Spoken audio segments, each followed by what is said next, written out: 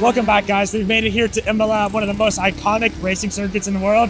This weekend is Ferrari Challenge Grand Finale. It all comes down to this. It's going to be very intense, and I'll see you out there.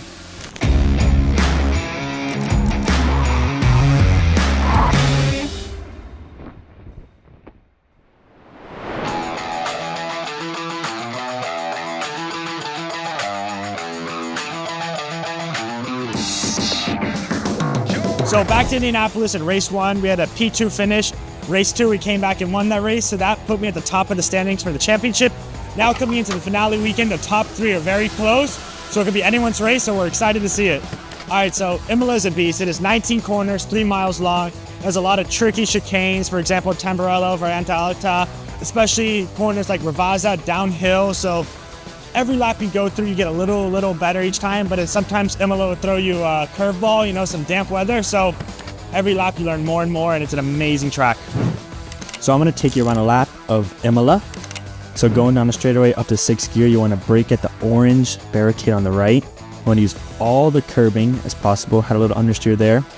Lift and back to power. This corner is flat in qualifying. We're doing a race sim, but then all the curbing on exit. So now you're looking left at the apex, you light brake, use the curbing, lift, brake, back on power.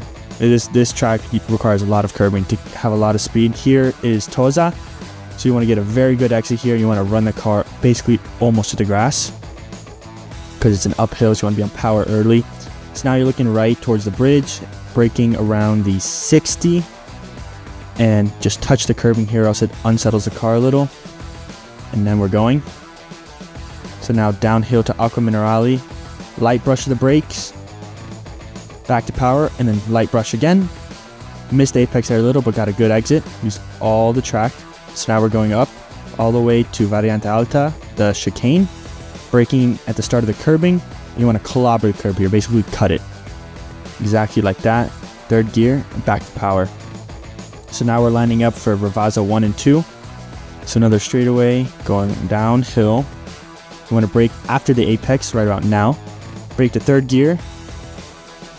Use the curbing there again. Back to power. Light brush of the brakes to not unsettle the car, which I did it a little there. Then we're back on a straightaway. All the way up the gears to 6th gear.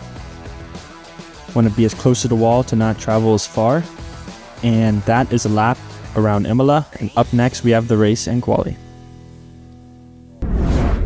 In the 315 car, Dylan Medler has been such a star this season. Really talented young driver who's contested not only in North America but also in Europe as well. He's taken 3 wins in North America. Of course, Dylan Medler who put the car on pole position and in a fine position for the championship as well.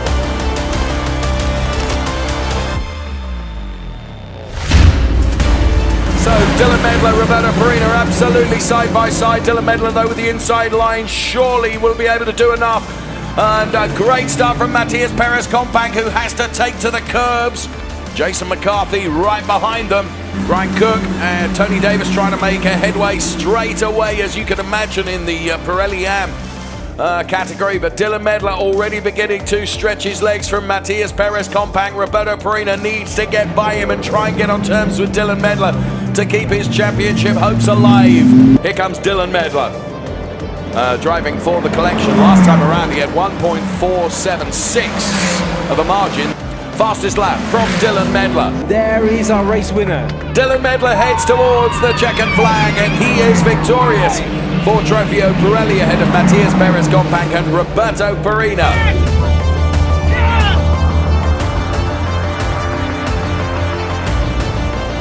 Wow, what a race. Well done, Dylan Medler. Wow, Dylan, what an incredible race for you here, race 1 in Imola. How do you feel to be here? Here, racing, you know, the home of Ferrari is always great, but the competition here is very good. I'm glad we're happy to win. Thank you. Thank you so much. Well done, Dylan.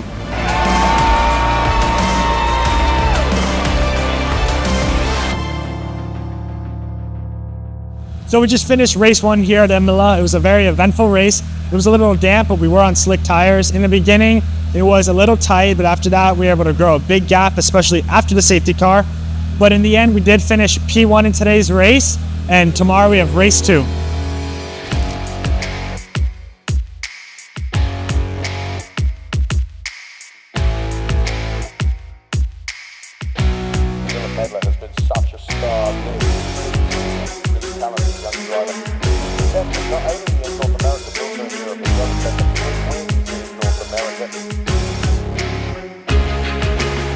Dylan Medler escapes up the road. We've got one car off into the gravel through the first sequence of turns.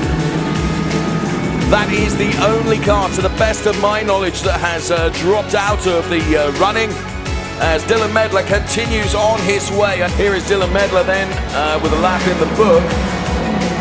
And in reality, that's enough. He is effectively the champion, is Dylan Medler.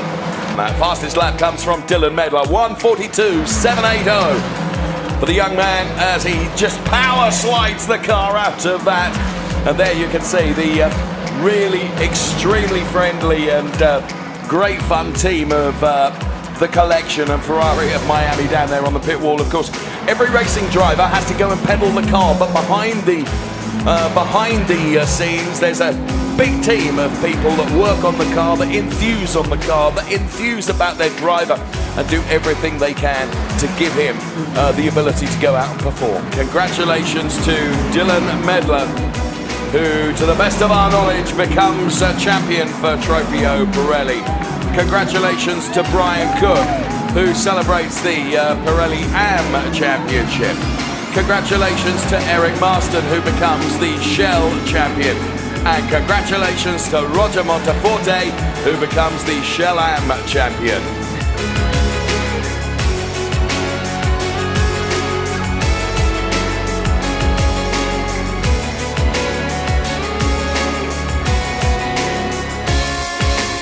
So race 2 here at Imola is complete for the Ferrari Challenge North America.